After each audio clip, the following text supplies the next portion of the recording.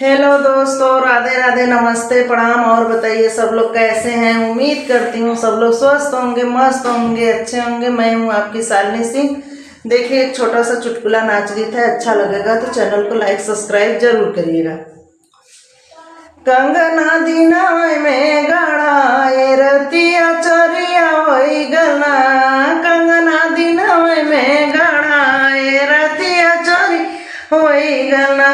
जाई के मैं अपने ससुर जी से पूछे। जाई के मैं अपने ससुर जी से पूछे। मोर बलमुआ बैरीना, मोर सजनवा बैरीना।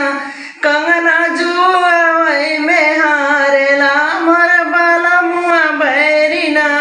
कंगना जुआवई में हारे, मोर बलमुआ बैरीना। टिकवा दिनवई में गढ़ाए रतिया चोरिया होई गना। कंगना दिनवई में गढ़ाए रतिया चोरिया होई गना। जाई के मैं अपने भसुर जी से पूछे। जाई के मैं अपने भसुर जी से पूछे। मोर सजनवा बैरीना, मोर सजनवा बैरीना। टिकवा जुआवई में हार, मोर बलमुआ बैरीना।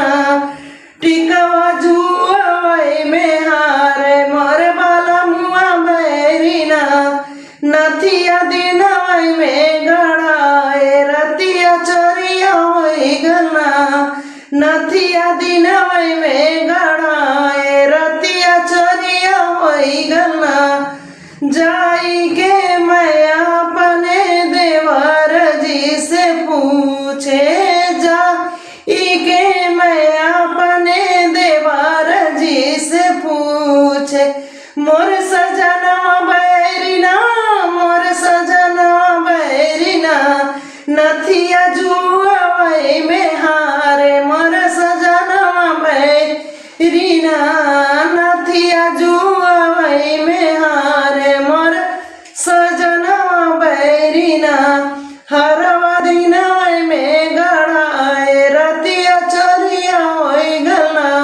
हरवा दिनवई में गढ़ाए रतिया चोरिया होई गना। जाई के मैं अपने ननद जी से पूछे। जाई के मैं अपने ननद जी से पूछे। मोर सजनवा बैरीना, मोर सजनवा बैरीना। हरवा जुआवई में हारे, मोर सजनवा बैरीना।